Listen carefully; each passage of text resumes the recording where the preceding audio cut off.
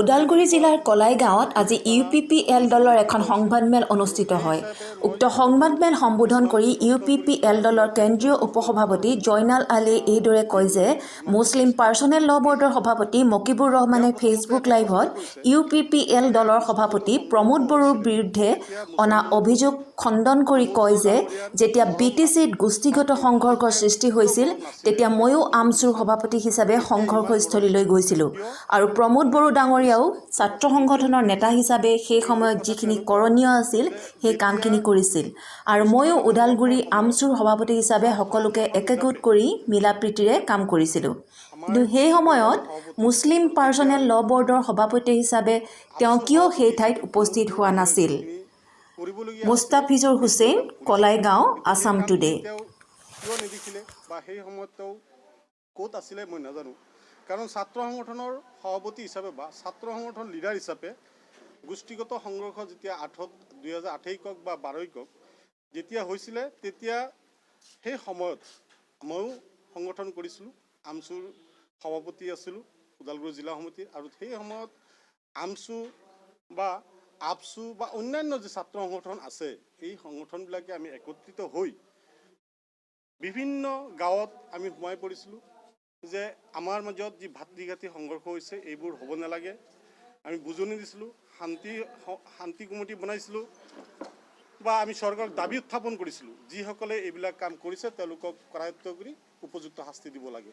গতিকে এজন ছাত্ৰ লিডাৰ হিচাপে যিখিনি কৰিব লগা আছিলে তেওঁ নিশ্চয় কৰিছে, কিন্তু যিজনে অল আছাম মুছলিম পাৰ্চনেল ল বৰ্ডৰ সভাপতি বুলি তেওঁ কৈছে মকিবুৰ ৰহমানে, তেওঁক তেতিয়া কিন্তু আমি দেখা পোৱা নাছিলোঁ। তেওঁ তেতিয়া ক'ত আছিলে আমি নাজানো।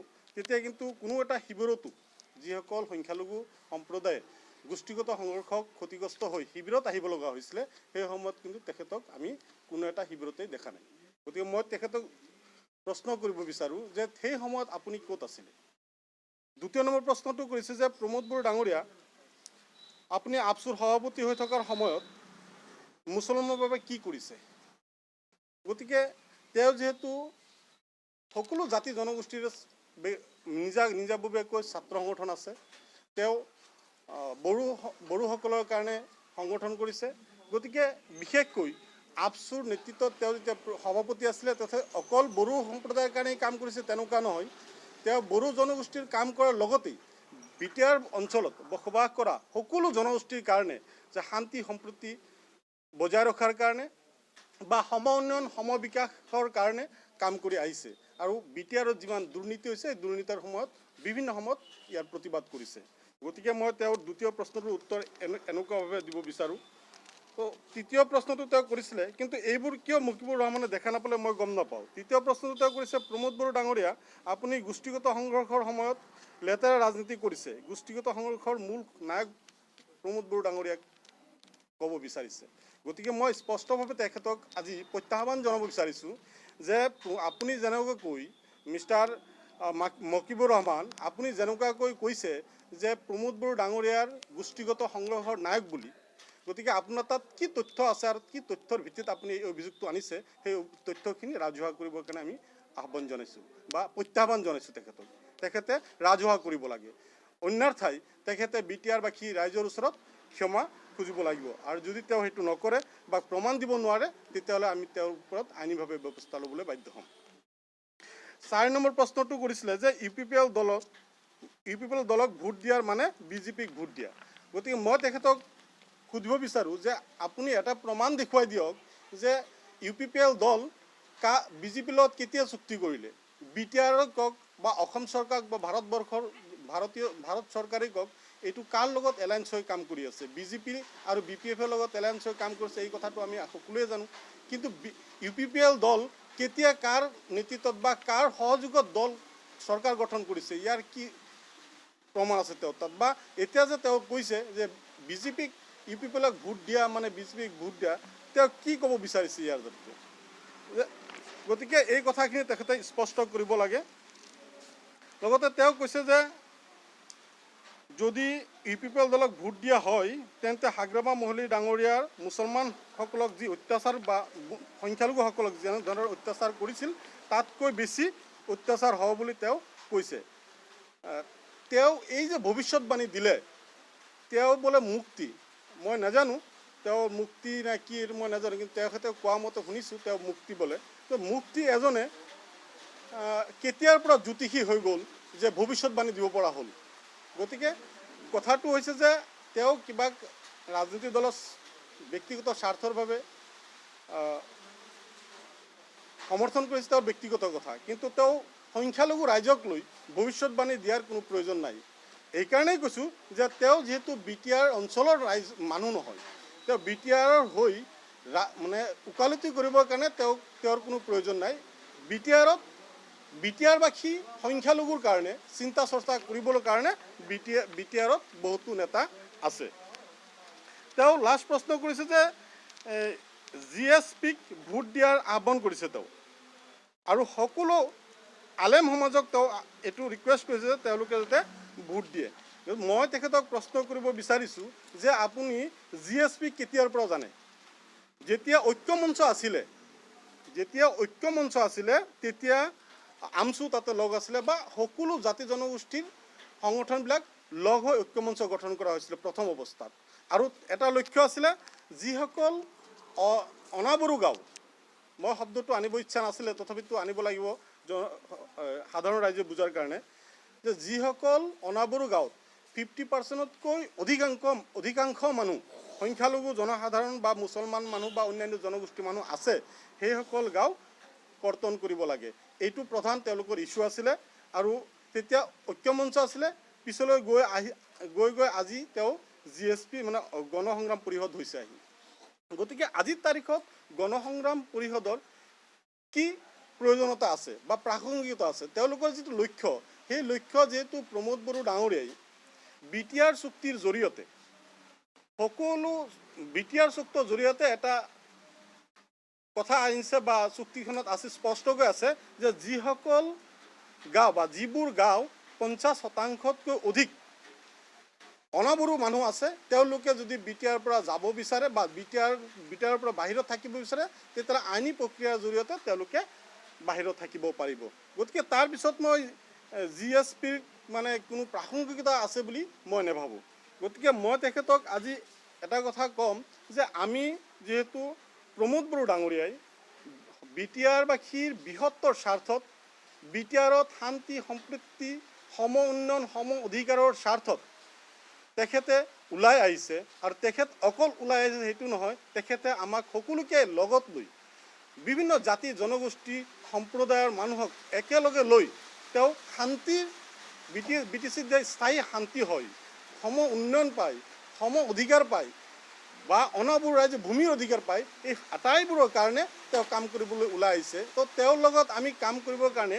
এইখিনি কাম কৰাত মুকিবুৰ ৰহমানৰ ইয়াতে আপত্তি ক'ত গতিকে মই তেখেতক অনুৰোধ জনাইছোঁ যে এইবোৰ কথা বিভ্ৰান্তিমূলক কথা সমাজত নক'ব আলেম সমাজ আপুনি আলেম মানুহ আলেমৰ দৰে থাকক যদি আপুনি তেনেকুৱাকৈ ইয়াৰ পিছতো প্ৰমোদ বড়ো ডাঙৰীয়াক আপুনি কটাক্ষ কৰিব বিচাৰে বা কিবা কথা ক'ব বিচাৰে তেতিয়াহ'লে কিন্তু মই আপোনাৰ ব্যক্তিগত জীৱনৰ কথা বহুত জানো ব্যক্তিগতভাৱে মই এইখিনি কথা মানে মিডিয়াৰ আগত ক'বলৈ বাধ্য হ'ম আপুনি আপোনাৰ চৰিত্ৰ কেনেকুৱা আপুনি কি কৰে কেনেধৰণৰ মানুহ এই কথাটো অকল মই নহয় বিটিআৰবাসী ৰাইজে জানে কাৰণ কিছুদিন ইয়াৰ আগতে কংগ্ৰেছৰ হৈ ইলিয়াছ ডাঙৰী কংগ্ৰেছৰ প্ৰাৰ্থী ইলিয়াছ ডাঙৰীয়াৰ হৈ তেখেতে প্ৰচাৰ চলাবলৈ গৈ এই চৰ অঞ্চলত যায় তেওঁ মানে কি হ'ব গণপ্ৰহাৰৰ হেৰি হ'ব লাগিছিলে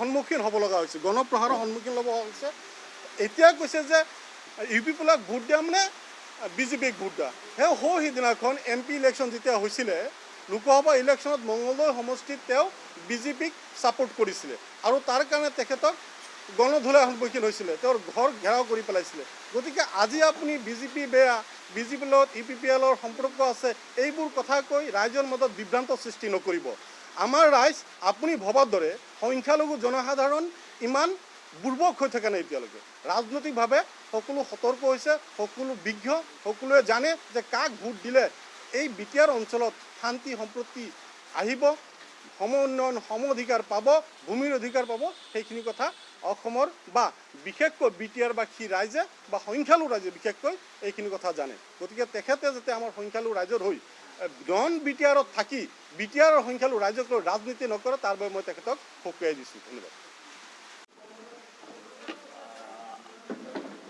প্ৰথমতে মই আপোনালোক সমূহ সাংবাদিক বন্ধুবৰ্গলৈ মোৰ নিজৰ সম্ভাষণ জনাইছোঁ।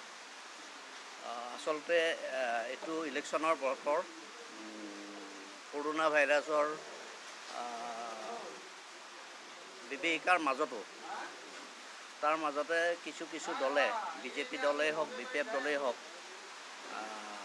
বা আমাৰ UPPL দলেই হওক, চবে নিজৰ নিজৰ স্থিতি সবল কৰিবলৈ ৰাইজৰ মাজত সোমাই পৰিছে। এই ক্ষেত্ৰত আমি ৰাইজৰ মাজলৈ যাওঁতে কিছু বাধা, কিছু কথা, কিছু সমস্যাৰ পৰিছোঁ, যিবিলাকৰ আচলতে কোনো হেৰি নাই, সবল কোনো ধৰণৰ প্ৰমাণ নাই। তো সেইকাৰণে মই এই ক্ষেত্ৰত মই দলৰ এৰগাঁও জিলাৰ উপসভাপতি হিচাপে মই কিছু কথা ক'বলৈ ওলাইছোঁ। এইখিনিতে মই ক'ম, প্ৰথমতে ভূমি নীতি। আচলতে BTC চৰকাৰ গঠন হোৱা আজি ধৰক 17 বছৰেই হ'ল। এই 17 বছৰৰ কালছোৱাত BTC চৰকাৰখনে বা BPF দলে ভূমি নীতিৰ ক্ষেত্ৰত কোনো ধৰণৰ সবল তাৰমানে স্থিতি ল'ব নোৱাৰিলে, কোনো তাৰমানে স্পষ্ট নিৰ্দেশনা দিব নোৱাৰিলে, যিটোৰ কাৰণে আমাৰ জেনেৰেল ৰাইজ, বিশেষকৈ আমাৰ BTC অঞ্চলত যি 18টা জাতি জনগোষ্ঠী আছে, সেই মানুহখিনি কিছু পৰিমাণে আহুকালৰ পৰিছে। বিশেষকৈ নামজাৰিৰ ক্ষেত্ৰত আমি বিশেষভাৱে সমস্যাৰ সন্মুখীন হৈছোঁ। তো এই ক্ষেত্ৰত মই কৈছোঁ যে BTC চৰকাৰখনে, BPF গভৰ্ণমেণ্টে কোনো ধৰণৰ নীতি নিৰ্দেশনা তেওঁলোকে ঘোষণা নকৰিলে। এই ক্ষেত্ৰত আমি UPPL দল হিচাপে আমাৰতো চৰকাৰ অহা নাই যদিও আমি এটা স্পষ্ট কথাৰে আমি ক'ব ওলাইছোঁ। আমাৰ চুক্তিত যিটো উল্লেখ আছে, BTR চুক্তিৰ দ্বাৰা আমি যিটো এই 14টা জাতি জনগোষ্ঠী আছে আমাৰ BTC অঞ্চলত, তেওঁলোকে নিজৰ জিলাতে আগতে যেনেকৈ BTC কোকৰাঝাৰলৈ নামজাৰিৰ ক্ষেত্ৰত পাৰ্মিশ্যনৰ কাৰণে যাব লাগিছিল, এই ক্ষেত্ৰত আমাৰ দলে আমাৰ নিজ জিলাসমূহতে নামজাৰিৰ ক্ষেত্ৰত নামজাৰিৰ ক্ষেত্ৰত নিজে কিনা বেচাৰ কাৰ্য সম্পাদন কৰিব পাৰিব। দ্বিতীয়তে 12 জানুৱাৰী 2019ত BTC গভৰ্ণমেণ্টে BTC এছেম্বলিত এটা তাৰমানে প্ৰপ'জেল এটা লৈছিলে যে BTC অঞ্চলত অবড়ো ৰাইজৰ কোনো ধৰণৰ মাটি তাৰমানে তেওঁলোকে নামজাৰি নকৰে। এইটো লৈ এটা বিৰূপ প্ৰতিক্ৰিয়াৰ সৃষ্টি হৈছিল। বিশেষকৈ অগপৰ পবিত্ৰ ডেকা, আপোনাৰ BJP হিমন্ত বিশ্ব শৰ্মা বা কংগ্ৰেছৰ ৰিপুণ বৰাৰ লেখীয়া বিভিন্নজনে BPFৰ এই কাৰ্যত বিৰূপ প্ৰতিক্ৰিয়াৰ সৃষ্টি কৰিছিল আৰু অসমত এটা আলোড়নৰ সৃষ্টি কৰিছিল। পিছত গৈ BTC চৰকাৰে অৱশ্যে ৰাইজৰ ৰোষত পৰি এই প্ৰস্তাৱটো উঠাই ল'বলৈ বাধ্য হ'ল। 2003 চনৰ 10 ফেব্ৰুৱাৰীত BTC চুক্তি হৈছিল। 18টা জনগোষ্ঠীক লৈ তেওঁলোকে কৈছিল প্ৰতিটো জনগোষ্ঠীক তেওঁলোকে সমভাৱে আগবঢ়াই লৈ যাম। কিন্তু তেওঁলোকক দেখিলেও তেওঁলোকে কোনো ধৰণে তাৰমানে কোনো জাতি জনগোষ্ঠীৰ হৈ কাম কৰা নাই। তেওঁলোকে বিশেষভাৱে তেওঁলোকৰ নিজৰ আমোলা, নিজৰ নেতা, নিজৰ EMসকলৰ নিজৰ সমস্যা সমাধান কৰিছে। তেওঁলোকে নিজৰ বেনিফিট লৈছে, নিজে ধন সম্পত্তি লুণ্ঠন কৰিছে। এই ধৰণৰ কাৰ্যকলাপ আমি বিগত 17 বছৰ কালছোৱা আমি দেখিবলৈ পাইছোঁ। এই বছৰ ৰাইজে এটা পৰিৱৰ্তন বিচাৰিছে, যিটোৰ দ্বাৰা BTR চুক্তিখনত বা BTC অঞ্চলত এটা বিশেষভাৱে পৰিৱৰ্তনশীল সমাজ এখন গঠন হ'ব। লগতে BTRখন নতুন ধৰণে UPPL চৰকাৰে BTRৰ বিভিন্ন জাতি জনগোষ্ঠীক লৈ অঞ্চলটো আগবঢ়াই নিবলৈ আমি সক্ষম হ'ম বুলি এটা আশা ৰাখিছোঁ। আমাৰ মই পানেৰী সমষ্টিৰ কুমলী বাইদেউক কৈছোঁ। তেওঁ কৈছে আমি বিভিন্ন ধৰণে যোৱা কোনোবা দিনাখন এখন পেপাৰত লিখিছে, তেওঁ কৈছে আমি প্ৰতিটো ক্ষেত্ৰত আমি অঞ্চলৰ আমি উন্নতি কৰিছোঁ। মই আচলতে কুমলী ৰাণী দৈমাৰী বাইদেউ, তেওঁ আচলতে 20 বছৰ হ'ল পানেৰী সমষ্টিত MLA হৈ থকা। তেওঁ এটা ৰিপৰ্ট কাৰ্ড দিব লাগে যে তেওঁ সমষ্টিবাসীৰ হৈ বিগত কালছোৱাত তেওঁ কি কি কাৰ্য সম্পাদন কৰিলে। বিশেষকৈ তেওঁ যিহেতুকে এজনী মহিলাৰ পৰা তেওঁ প্ৰতিনিধিত্ব কৰিছে, মহিলাখিনিক লৈ তেওঁ কি কাৰ্যসূচী ল'লে বা কি ধৰণৰ তেওঁ মহিলাখিনিক লৈ বা মহিলাৰ কি সমস্যা তেওঁ সমাধান কৰিলে, এইটো এটা তেওঁ স্পষ্ট নীতি ঘোষণা কৰিব লাগে। তেওঁ এটা মানে ৰিপৰ্ট কাৰ্ডত এই বস্তুটো বিশেষভাৱে মহিলাৰ ক্ষেত্ৰত যে তেওঁ কি কৰিছে এই বস্তুটো জনাব লাগে। আৰু মই এইটো কথা আৰু এটা কৈছোঁ যে কোচ ৰাজবংশীৰ সমস্যা লৈ BPF দলে এটা বিৰূপ মন্তব্য দি আছে যে কোচ ৰাজবংশীৰ ST জনজাতিকৰণৰ ক্ষেত্ৰত UPPL দলৰ আমাৰ সভাপতি প্ৰমোদ বড়ো ডাঙৰীয়াদেৱে বাধাৰ আৰোপ সৃষ্টি কৰা বুলি কৈ আছে। এইটো তেওঁ কিবা এটা কৈছিলে যদিও তেওঁ যিহেতুকে আপচু দলৰ আপচু ছাত্ৰ সংগঠনৰ তেওঁ সভাপতি আছিল, সেই মুহূৰ্তত কোৱা কথাটো আৰু আজি তেওঁ ৰাজনীতিত আহি UPPL দলৰ সভাপতি হিচাপে কোৱা কথা তাৰ মাজত এটা পাৰ্থক্য আছে। তো সেইকাৰণে মই ৰাইজক কৈছোঁ যে ৰাইজে যাতে এইটো ভুল ভ্ৰান্তি লৈ নাথাকে। আমি UPPL দলে আমাৰ চুক্তিতে আছে 18টা জাতি জনগোষ্ঠীক লৈ আমি সমমৰ্যাদা দিম আৰু প্ৰতিটো জাতি জনগোষ্ঠীৰ কাৰণে এটা এটা আমাৰ উন্নয়ন বোৰ্ড থাকিব আৰু প্ৰতিটো উন্নয়ন বোৰ্ডৰ এগেইনষ্টত প্ৰতি বছৰে 1 কোটিৰ পৰা 6 কোটি টকালৈ আমি অনুদান আগবঢ়াম। আৰু আমাৰ বিশ্বজিৎ দৈমাৰী ডাঙৰীয়াদেৱে এটা কোচ ৰাজবংশীৰ STকৰণৰ ক্ষেত্ৰত এটা বাধা আৰোপ কৰিছিল। এইটো খুব মানে ভিতৰুৱাভাৱে কৰিছিল, এইটো আমি জানো। যিহেতুকে আমি সেই সময়ছোৱাত আমি তেওঁলোকৰ কাৰ্যকলাপ কিছু চাই আছিলোঁ। তেওঁ বিশ্বজিৎ দৈমাৰী ডাঙৰীয়াদেৱে এখন ইণ্টাৰনেল লেটাৰ দিছিল প্ৰধানমন্ত্ৰী নৰেন্দ্ৰ মোদী দেৱক।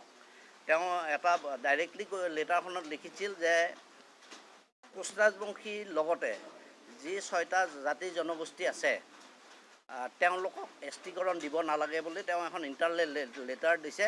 আৰু বাহিৰত তেওঁলোকে BPF দল হিচাপে কৈ আছে যে STকৰণটো দিব লাগে। আচলতে ইণ্টাৰনেলি তেওঁলোকে ৰিটিন এখন দি থৈছে যে STকৰণটো দিব নালাগে।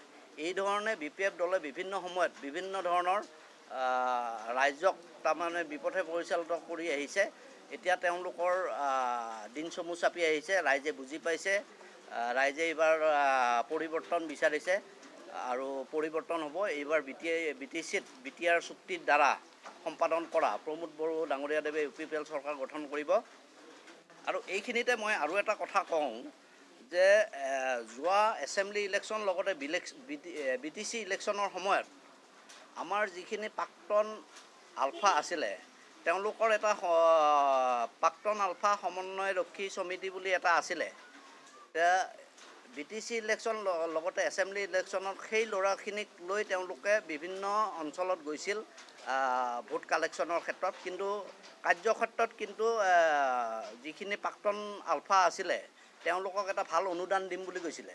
কিন্তু প্ৰাক্তন আলফাৰ ল'ৰাখিনিক কিন্তু কোনো ধৰণৰ অনুদান আগবঢ়োৱা নাই। তেওঁলোকে খালি NDFB কিছু ল'ৰাক ওদালগুৰি জিলাক কিছু অনুদান আগবঢ়াইছে আৰু প্ৰাক্তন আলফাৰ ল'ৰাখিনিক কোনো ধৰণৰ অনুদান আগবঢ়োৱা নাই। আৰু সেইকাৰণে মই এই ক্ষেত্ৰত কৈছোঁ ৰাইজে এইবাৰ পৰিৱৰ্তন বিচাৰিছে। প্ৰাক্তন আলফাৰ ল'ৰাখিনিও মোৰ লগত বিভিন্ন সময়ত আলোচনা বিলোচনা কৰিছে।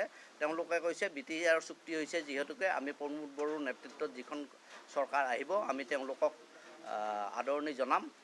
আৰু বিগত কালছোৱাত যিটো হৈ গ'ল সেই আগন্তুক দিনত যাতে তেনেকুৱা নহয় আমি প্ৰমোদ বড়ো ডাঙৰীয়াৰ পৰা আশা কৰিম। বিশেষ নকওঁ, এইখিনিকে কৈ আজিৰ সংবাদমেলৰ সামৰণি মাৰিছোঁ। ধন্যবাদ। জয় আই অসম।